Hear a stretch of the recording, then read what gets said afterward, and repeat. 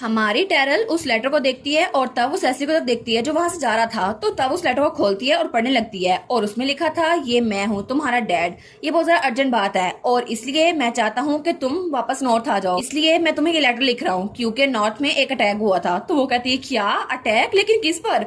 और वो आगे बढ़ती है, वहां लिखा था, रात के दरमियान में अचानक कुछ लोग यहाँ आ गए और उन्होंने डचिस को किडनैप करने की कोशिश की।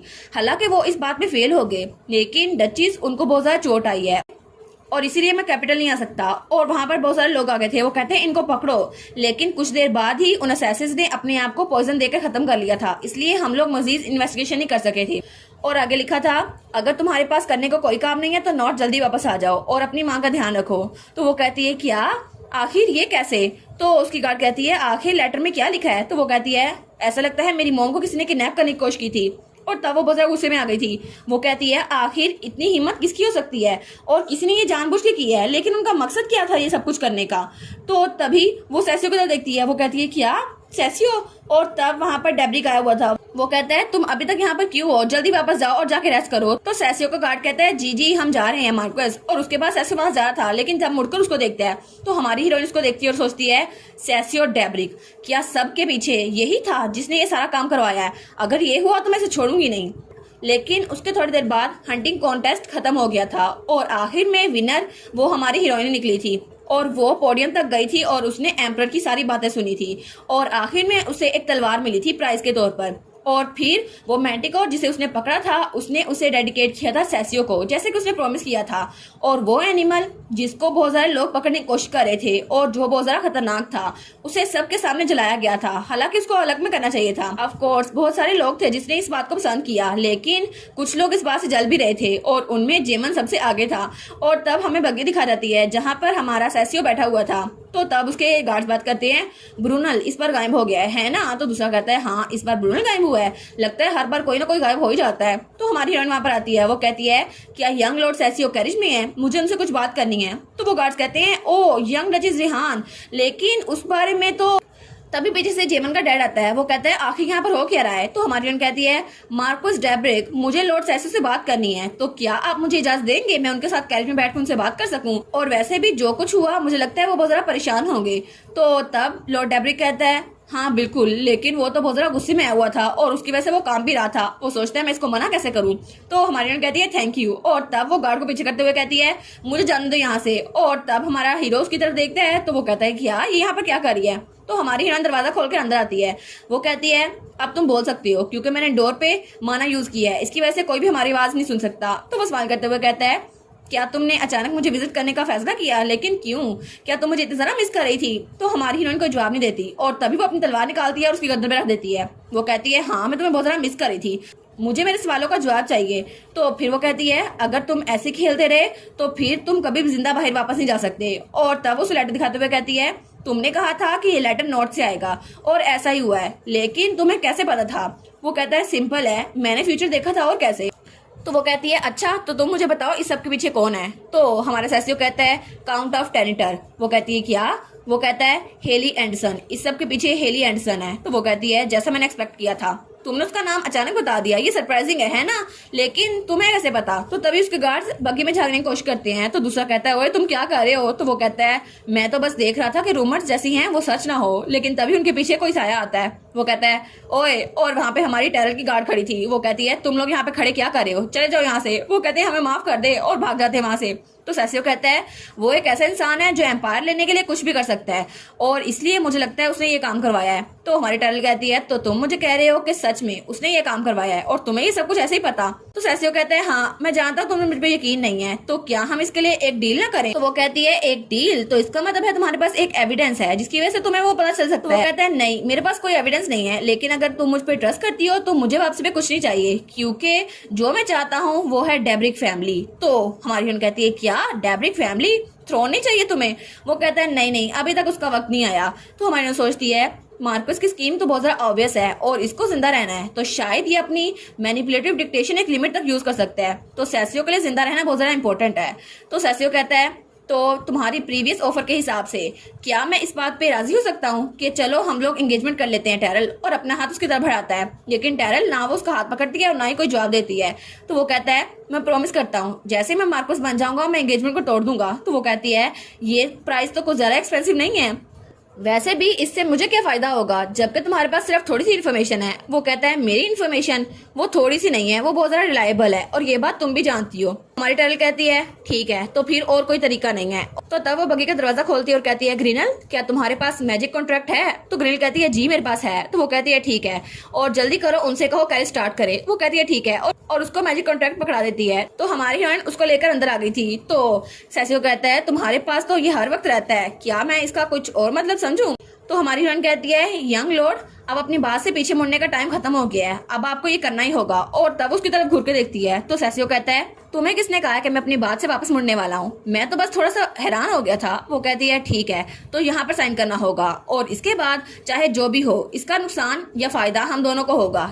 तो टैरल कहती है मैजिक कॉन्ट्रैक्ट ये सबसे एक्यूरेट तरीका है ये पता कराने का कि तुम सच बोल रहे हो या फिर झूठ, इसलिए इस पे साइन करो और अगर तुमने झूठ बोला तो तुम उसी वक्त मर जाओगे। तो सैसियो तब स्माइल करता है और तब वो कलम उठाता है और उस पे कुछ लिखने लगता है।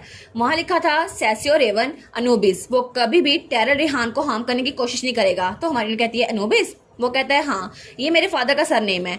और तब वहां पे मैजिकल कॉन्ट्रैक्ट पूरा हो गया था। तो वो कहता है एक्सक्यूज मी और तब वहां से रोशनी उठकर हमारे सैसियो की तरफ जा रही थी। तो हमारी हीरोइन कहती है क्या ये मैजिक कॉन्ट्रैक्ट काम कर रहा है? और तभी सैसियो की आंखें चमकती है और वो अपना हाथ आगे बढ़ाता है और टैरल का गलत बार लगता है, लेकिन तभी मैजिक कॉन्ट्रैक्ट चमकता है और वहां पे लिखा था will not do anything to harm.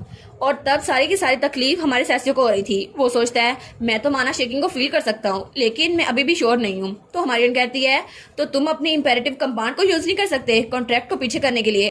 तो तब सैसियो अपनी पावर को यूज करने लगता है लेकिन उसका कोई फायदा नहीं होता, उसको और दर्द होने लग जाता है। तो हमारी बहन कहती है ठीक है तो मुझे लगता है तुम्हारी पावर यहाँ पे यूज नहीं होगी, इसलिए मुझे तुम पे यकीन है। तो अब ये मेरी बारी है लिखने की। वो कहता है नहीं तुम्हें ये लिखने की जरूरत नहीं है क्योंकि एग्रीमेंट का फायदा मुझे होने वाला है, इसलिए मैं कुछ भी करूंगा। और वैसे भी मैजिकल कॉन्ट्रैक्ट चाहे जो मर्जी हो, अगर ये ना भी हुआ मैं तब भी अपना प्रॉमिस कायम करूंगा। तो हमारी हीरोइन कहती है क्या? तो तब हमारा हीरो स्माइल करता है। तो हमारी हीरोइन कहती है ऐसा नहीं है कि सिर्फ इसकी वजह से उसे फायदा होने वाला है, लेकिन ये ऐसा स्माइल क्यों कर रहा है? तो तब सैसियो स्माइल करते हुए कहता है इसके अलावा एक और चीज भी है। और तब वो वहां पर लिखता है एनुबिस सैसियो कभी भी टैरल रेहान से झूठ नहीं बोलेगा। और वो कहता है ठीक है तो अब मैं तुम्हें बताता हूँ इस सब के पीछे हेली टेल्टर था। तो तब वहां पे खामोशी हो गई थी। तो हमारी हीरोइन उसको तो बहुत ज्यादा गुस्सा आ रहा था। वो कहती है तो ये कह रहा है कि सच में ये सब कुछ उसने किया है ना? तो सैसियो कहता है लेकिन तुम मुझे ये तो बताओ तुम मुझे प्रपोज कब करने वाली हो? तो वो कहती है क्या ये अभी इम्पोर्टेंट है? वो कहता है नहीं इम्पोर्टेंट नहीं है ना, लेकिन फिर भी एडवांस में प्रिपेयर होने में कौन सी बुराई है। वो कहती है कल, मैं तुम्हें कल प्रपोज कर दूंगी। वो कहता है ठीक है। और तब तक वो अपनी मंजिल पे पहुंच चुके थे, डेब्रिक हाउस। तो तब वहां पे बटर आता है। वो कहता है थैंक यू सो मच सैसियो मास्टर को वापस लाने के लिए। तो वो कहती है अच्छा तुम कौन हो? वो कहता है मैं हूँ पेनेलियो, मैं यंगेस्ट बटलर हूँ मास्टर सैसियो का। तो हमारी सोचती है क्या मैंने इसको हंटिंग ग्राउंड में नहीं देखा था? ये तो वही था ना जो बहुत ज्यादा टेंट्रम कर रहा था और अपने मास्टर से बातें किया जा रहा था। तो तब वो व्हील चेयर निकाल कहता है मैंने मास्टर के लिए एक न्यू व्हील चेयर प्रिपेयर की है। तो हमारी कहती है क्या इतनी जल्दी? तो वो उसको रास्ते से हटाते हुए कहता है एक्सक्यूज मी। और तब वो सैसियो को बाहर निकालता है और हमारी हीरोइन को इग्नोर करके वहां चला जाता है। तो हमारी हीरोइन कहती है तो बटलर आजकल माना यूज करते हैं है ना? तो उसकी गार्ड कहती है लेकिन आप उस बटलर की बात कर रही हैं? तो हमारी हीरोइन कहती है हाँ बिल्कुल, उसके अंदर जो माना है वो तो बिल्कुल किसी नाइट की तरह स्ट्रॉन्ग है, जैसे कोई लीडर हो। तो उसकी गार्ड कहती है क्या मैं उसके पीछे किसी को भेजूं ताकि वो उसको फॉलो करे और उस पर नजर रखे? तो हमारी कहती है नहीं ये जरूरी नहीं है। और वो सोचती है अब मैं समझ सकती हूँ कि ब्रूनर क्यों चाहता था कि वो उसको अलग कर दे सैसियो से, क्योंकि अगर वो उसके साथ होता तो कभी भी उसको नुकसान नहीं पहुंचा सकता। तो तब वो कहती है इसके अलावा एक और चीज है जो मैं चाहती हूँ तुम करो, एक ऐसा नाइट भेजो जो जंगल में जाके किसी और नाइट को वापस आ सके। वहां पर एक नाइट छुपा हुआ है जिसको मैंने वहां छुपने के लिए कहा था, और तुम या कोई और जाए और उसको वहां से लेकर आए क्योंकि वो मार्कस की कमजोरी है। तो हमारी कहती है ठीक है और बाकी डिटेल्स मैं तुम्हें बाद में दूंगी। तो उसकी गार्ड कहती है जी ठीक है। और तब सैसियो वो अपने घर वापस आ गया था और तब वो अपने कमरे में बैठा हुआ था। वो कहता है अभी तक तो सब कुछ ठीक है लेकिन कम से कम तुम्हें तो ये सब कुछ पता होना चाहिए मेरे लक के बारे में। तो बटलर कहता है मुझे नहीं लगा था मार्कस डेब्रिक ऐसा कुछ करेंगे। तो वो कहता है हाँ लेकिन अभी मुझे ड्यूक अनुबिस से बात करनी होगी जब वो अनकॉन्शियस है, क्योंकि अगर वो ऐसे मर गया तो मेरे पास कोई जगह नहीं होगी वापस जाने के लिए। तो उसका बटलर कहता है योर हाइनेस। तो सैसियो कहता है क्या बात है पेनेलियो, क्या तुम्हें भूल गया है कि तुमने मुझे चूज किया था, अनूबस को नहीं? क्या तुम्हें इस बात की फिक्र है कि तुम्हारे ओल्ड मास्टर की सेफ्टी के लिए तुम बहुत ज्यादा फिक्रमंद हो रहे हो? तो वो कहता है नहीं नहीं मास्टर, मैं आपका आदमी हूँ, आप मुझे जो भी कहेंगे मैं उस बात को पूरी करूंगा। तो फिर वो कहता है लेकिन मैं सोच रहा था कि आखिर आपने अपने आइडिया पे गिव अप क्यों कर दिया? तो वो कहता है क्या तुम्हें क्यों ऐसा लगता है?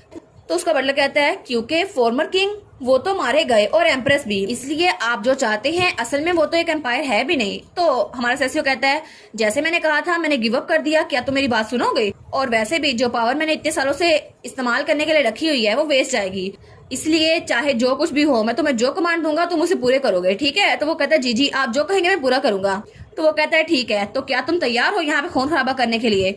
और कभी कभी तो तुम बहुत ज्यादा क्रूर हो जाते हो, लेकिन फिक्र ना करो, टेंटर ने बिना सोचे समझे कोई काम किया, लेकिन इसकी वजह से उसने टेरल को भी गुस्सा दिला दिया और वो तो एक शेरनी बन चुकी है। हालांकि पहले वो एक कमजोर लड़की हुआ करती थी जो जेमन के पीछे पागल थी और बहुत ज्यादा रोया करती थी, लेकिन 3 साल रेहान में गुजारने के बाद वो तो पूरी स्वॉर्ड मास्टर बन चुकी है और उसने तो मैंटिकोर को भी हरा दिया।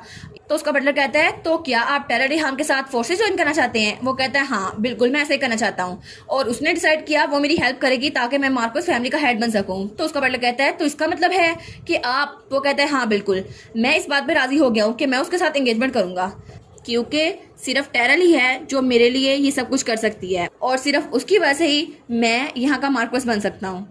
और तब सीन चेंज होता है और हमें 26 साल पहले का सीन दिखा रहता है जहाँ पे हमारा छोटा सा सेसियो रो रहा था, और वो एक ऐसा बच्चा था जो कि पावर की वजह से एग्जिस्टेंस में आया था, और उसकी माँ वो थी मोनार्क जो कि पिछली एम्प्रेस की बड़ी बहन थी, लेकिन वो अपनी बहन पर बहुत ज्यादा निर्भर होती थी और बचपन से ही वो अपने बहन भाइयों के मुताबिक जीती थी। हालांकि उसने जब शादी की तो वो भी अपनी छोटी बहन यानी कि एम्प्रेस की मर्जी से की, और इस तरह सेसियो की माँ ने अनूबे से शादी कर ली। लेकिन सेसियो वो तो गॉड की पावर की वजह से एग्जिस्टेंस में आया था, और तब एम्प्रेस उसने कहा था ये बच्चा तुम्हारे लिए सूटेबल नहीं है, इसलिए तुम इस बच्चे को या तो यहाँ से फेंक दो या फिर इसको जान से मार डालो। तो सेसियो की माँ वो तो बहुत ज्यादा मैनिपुलेट हुई हुई थी, वो कहती है हाँ हाँ मुझे भी ऐसे ही लगता है। तो एम्प्रेस कहती है तुम्हें इस बात को भूलना होगा क्योंकि मैं तुमसे बहुत ज्यादा प्यार करती हूँ, और अगर इसको कुछ हुआ तो शायद तुम्हारी रेपुटेशन खराब हो जाएगी। इस तरह सेसियो अनूबिस जो कि सिर्फ 4 साल का था उसकी किस्मत का कासा बदला था। और तब अनूबिस अपनी बीवी से कहता है तो तुम्हें क्या लगता है हमें सेसियो किसी और को नहीं देना चाहिए? तो वो कहती है क्या किसी और को? लेकिन किसको? वो कहते हैं हाँ अगर हम सेसियो को अडॉप्शन के लिए दे दें तो हिज मेजेस्टी और हर मेजेस्टी दोनों को पता नहीं चलेगा, तो क्या तुम्हें लगता है कि हमें उसे किसी को देना चाहिए वरना वो मुसीबत में जिएगा? तो वो कहती है हाँ जैसा आप कहें, वैसे भी हर मेजेस्टी ने यही कहा है। और तब वो लोग बग्गे से कहीं जा रहे थे और सेसियो वो खिड़की से बाहर देखते हैं, वो कहता है मॉम डैड देखो सही मोन कितना जरा ब्यूटीफुल है ना, कितना जरा ब्राइट है। लेकिन वो अपनी मॉम डैड की तरफ देखते हैं तो बिल्कुल खामोश थे। वो कहता है क्या आप लोग जवाब नहीं दे रहे? तो तब उसकी माँ कहती है सेसियो आइंदा से तुम कभी भी कोई बात नहीं कहोगे, और अगर तुमने 5 सालों में अपना मुंह दोबारा नहीं खोला तो मैं तुम्हें घर ले आऊंगी। वो कहता है क्या आप क्या कह रही हैं? और तब वो लोग मार्कस डेब्रिक के मेंशन पहुंच चुके थे। वो कहता है कि यार ये कौन सी जगह है? और तब उन्होंने सेसियो को मार्कस डेब्रिक के पास छोड़ दिया था, लेकिन वो अपनी माँ के पाँव के साथ चिमटा हुआ था। वो कहता है प्लीज मॉम मुझे छोड़ के मत जाएं, लेकिन 4 साल का सेसियो वो अपनी माँ के इरादों को बदल नहीं सका, और सेसियो ने बहुत ज्यादा कोशिश की कि वो अपने आंसू को रोक सके, लेकिन फिर भी वो अपनी माँ का दिमाग नहीं बदल सका।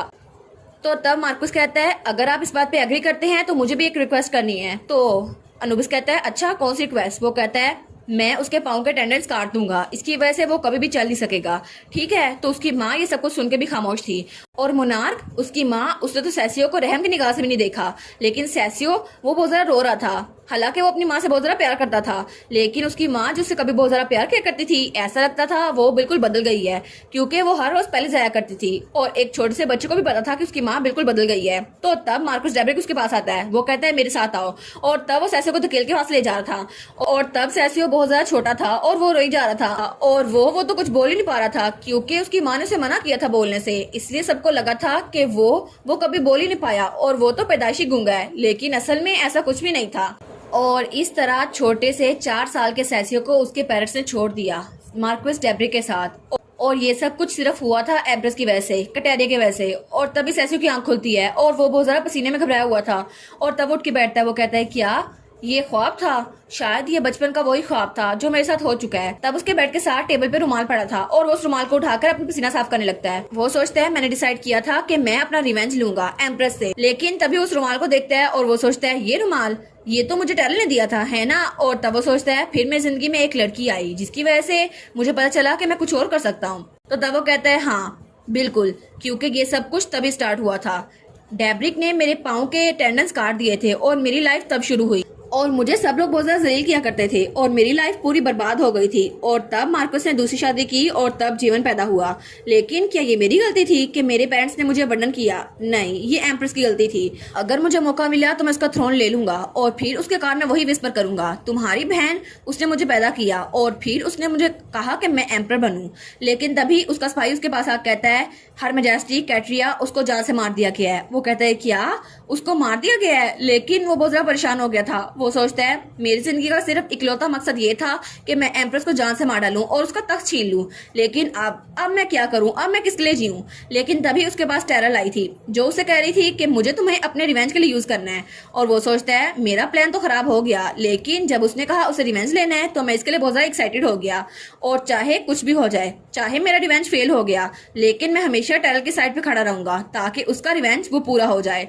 और इसके अलावा मेरे पास कोई भी स्पेशल रीजन नहीं है। और दूसरी तरफ सीन चेंज होता है और हमें हमारी टेरल दिखाई जाती है जो कि अभी तक सो रही थी, हालांकि सुबह हो गई थी। और तब उसकी गार्ड आती है और तब वो खिड़की से पर्दे बराबर करते हुए कहती है योर ग्रेस उठने का टाइम हो गया है। तो वो कहती है मैं थोड़ी देर और नहीं सो सकती। तो उसकी गार्ड कहती है नहीं नहीं, आपका इतना हेक्टिक शेड्यूल है, आपको उठना ही होगा और आपको तो अभी प्रपोजल भी रेडी करना है मिस्टर सेसियो के लिए और अपना आउटफिट भी चेक करना है और फिर आपको उस गार्ड के पास भी जाना है और उस नाइट को भी देखना है जिसको हम बचा के लेके आए थे। आपका दिन तो बहुत ज्यादा बिजी होने वाला है। तो वो अपने ऊपर चादर कर लेती है। वो कहती है बस कर दो, मुझसे नहीं होते इतने काम। तो तब वो कहती है इसके अलावा आपके पास एक और गेस्ट भी आया है, उन्होंने कहा था कि आपसे मिलना बहुत ज्यादा जरूरी है और वो अभी आपसे मिलना चाहते हैं। और तभी उसके पीछे कोई आ रहा था जो कि बिल्कुल शेडो में नजर ही नहीं आ रहा था। तो हमारी हीरोइन कहती है क्या, कौन आया है? लेकिन जब वो वहां पर देखती है वो कहती है क्या, डैड। और उसका डैड उसकी गार्ड के पीछे खड़ा हुआ था। वो कहता है तुम अभी तक सो रही हो। और इसी के साथ ये वाला पार्ट यहीं पर ख़त्म। तो आप लोग बताइएगा आप लोग को ये पार्ट कैसा लगा और वीडियो को लाइक और चैनल को सब्सक्राइब लाजमी कीजिएगा। बाकी वीडियोस का लिंक भी स्क्रीन पर नज़र आ रहा होगा तो काइंडली उनको भी चेकआउट कर ले। और thank you so much for watching my videos. Stay safe, bye bye.